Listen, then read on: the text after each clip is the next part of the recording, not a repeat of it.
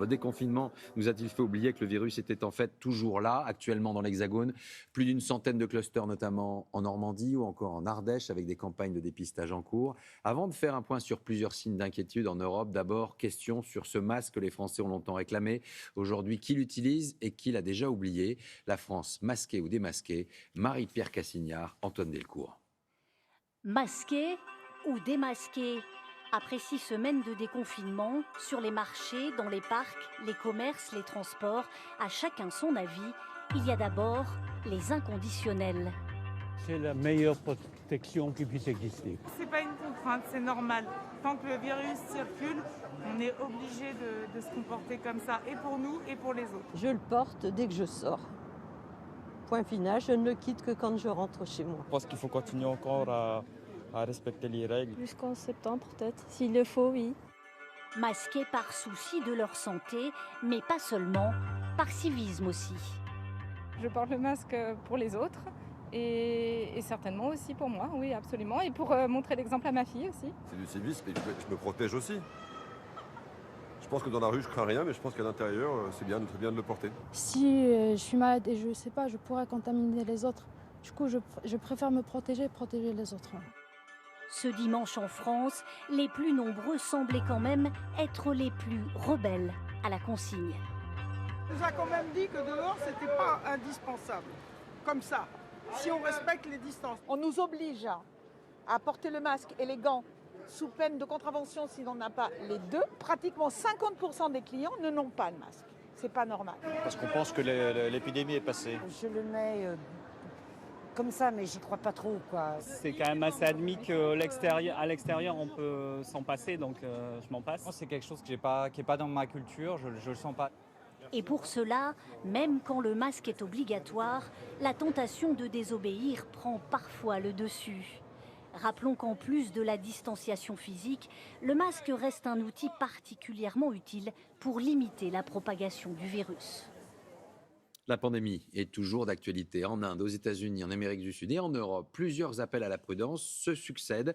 En Suisse, en 7 jours, le nombre de cas a augmenté de 30%. Et en Allemagne, c'est un nouveau foyer qui est source d'inquiétude. En direct de Berlin, on va retrouver François Baudonnet. Bonsoir François.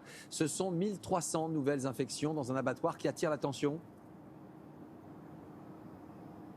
Oui, bonsoir Laurent. Effectivement, une situation préoccupante dans cet abattoir, grand comme 50 terrains de football. 1331 ouvriers testés positifs, vous l'avez dit. Une vingtaine hospitalisés, dont 2 sous respirateur artificiel. Alors l'inquiétude était telle ce week-end qu'à un moment, les autorités locales ont pensé à reconfiner l'ensemble du canton. Alors finalement, ce ne sera pas nécessaire parce que la campagne de tests ce soir est terminée.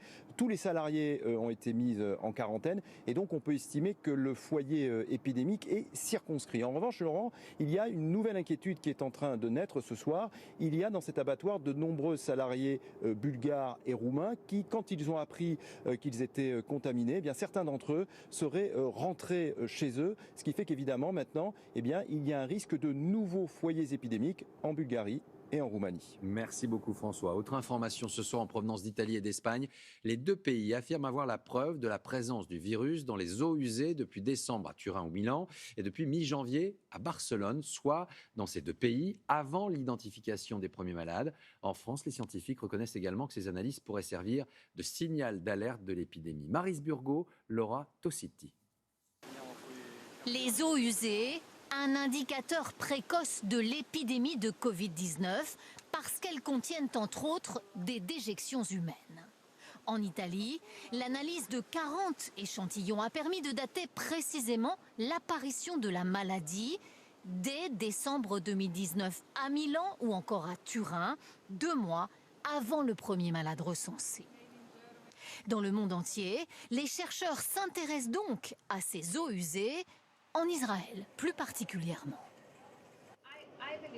Je crois que la base de ce genre de recherche est d'être capable de détecter un foyer d'infection sans avoir à tester chaque personne individuellement chaque jour.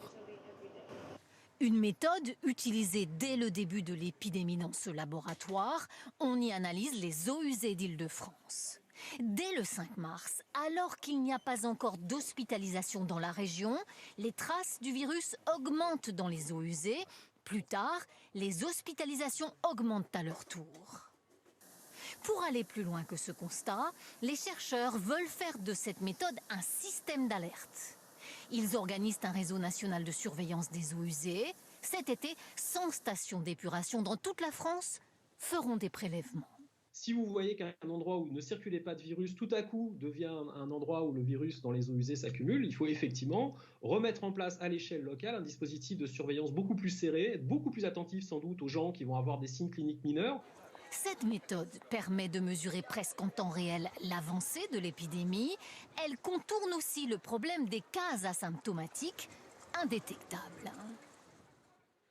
Et demain sera donc un lundi de retour à l'école au collège, cette fois présenté comme obligatoire selon les termes il y a une semaine du chef de l'État. Ce retour post-confinement a clairement été depuis le début un vrai casse-tête pour les parents, pour les profs et pour le gouvernement. Et il pourrait l'être encore dès demain. Anthony Joly, Steven Pichavant. À Wattrelos, dans le Nord, cela fait 3 mois que ces petits vélos n'ont plus de pilote, que ces cerceaux prennent la poussière. Mais demain, c'est le grand jour. Les enfants de maternelle sont de retour. Presque comme avant, le protocole sanitaire est allégé. Distanciation physique, on laisse les enfants circuler comme ils le souhaitent. Par contre, voilà, on se lave un petit peu plus les mains. Et puis sur le temps de récréation, on va faire des récréations par classe. Pendant ce temps-là, le personnel municipal aère la classe, passe un petit coup, nettoie, voilà, un peu plus que d'habitude. Aucune des écoles maternelles de la ville n'avait ouvert jusqu'ici. La mairie manquait de personnel et ne souhaitait pas perturber les enfants avec un protocole trop lourd. Lundi, on va accueillir 24 enfants. Avec le protocole, on n'en aurait accueilli que 6. Plus le côté, on ne peut pas toucher, on peut pas jouer. Le protocole était quand même très maltraitant pour des tout petits enfants qui ne comprennent pas en fait.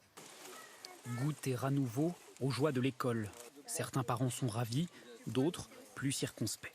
Pour les enfants, c'est vrai qu'ils tournent un petit peu en rond à la maison, donc je pense que c'est nécessaire de leur poser un cadre. C'est pas personnellement à 2 semaines des vacances que les enfants vont encore apprendre beaucoup de choses. Moi, je la remets parce qu'on a dit que c'était obligatoire, donc je la remets. École désormais obligatoire pour tous les enfants de la maternelle au collège. Une nouvelle étape au cœur d'un casse-tête qui dure depuis des semaines. Le 12 mai, les écoles ont pu rouvrir, les collèges seulement la semaine suivante et uniquement en zone verte et en effectif réduit. Des tâtonnements, des hésitations et une question aujourd'hui, combien d'enfants iront à l'école demain ? Le ministère souhaite que 97% des enfants y retournent avant les vacances, mais ce syndicat sait que ce sera beaucoup moins.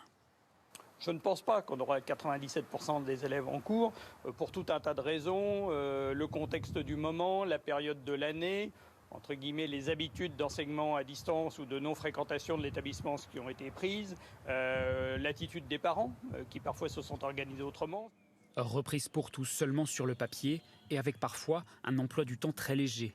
Déception pour cette mère de famille en découvrant celui de son fils en 6e, 1 à 2 heures de cours maximum par jour. Quand on sait qu'ils avaient quand même des journées entières entre 8h30 et 17h tous les jours, sauf le mercredi jusqu'à 12h30. Donc oui, c'est trop vite, il y a trop peu d'heures de cours. La mère de famille espère que cette situation ne sera plus la même en septembre, mais pour l'heure, personne n'est en mesure de dire à quoi ressemblera l'école après l'été. Est-ce une accélération du calendrier qui sera rapidement confirmée ? La hausse des salaires pour 1 million d'agents hospitaliers sera-t-elle mise en place dès le 1er juillet ? C'est en tout cas ce que semble augurer le projet d'accord publié par l'AFP entre syndicats et gouvernement. Une augmentation des primes devrait également se mettre en place. Cela faisait 32 ans que ces professions attendaient un geste fort. Justine Veil, Marie-Candice Delouvrier avec David Bress. Ils ont combattu le virus au péril de leur vie et bien avant lui, ils se battaient déjà pour un meilleur salaire. Les soignants vont-ils gagner leur combat dès le mois prochain ? C'est l'espoir de ce manipulateur radio. Il exerce aux urgences d'un hôpital de Toulouse depuis 12 ans. Au bas de sa fiche de paie le mois dernier, 1 857 €. L'épidémie a bien montré que on était les premiers de corvée, on était quand même les plus exposés dans des métiers qui sont pénibles. Ça se retrouve pas du tout sur notre fiche de paie. Votre salaire est dérisoire ? Oui. Il faut que ça change pour vous très vite, dans le mois qui arrive ? Il faut que ça change. Il faut que ça change rapidement et de façon conséquente. La revalorisation des salaires, c'est l'un des enjeux du Ségur de la santé. Un document vient de fuiter. Il avancerait une date, le 1er juillet, soit d'ici 10 jours. Plus d'argent tout de suite? Pas forcément. Car pour augmenter les salaires, il faut une loi. Au mieux, elle serait votée à l'automne. La hausse pourrait alors être rétroactive, mais son versement arriverait au mieux en fin d'année. Un calendrier qui provoque la colère des syndicats. On a l'impression que ça va arriver fin juillet. Or, ce n'est pas le cas. Il va falloir attendre encore 6 mois. Cet argent, les gens en ont besoin, quoi. Et là, ça fait des faux espoirs. Et c'est vraiment ignoble de se comporter comme ça. Contacté, le ministère de la Santé ne confirme aucune date, mais il laisse entendre que la rapidité est au cœur de son travail et de ses préoccupations. Les réunions continuent cette semaine au Ségur de la Santé. Les syndicats espèrent y voir le ministre et connaître le montant de l'enveloppe dédiée à l'hôpital.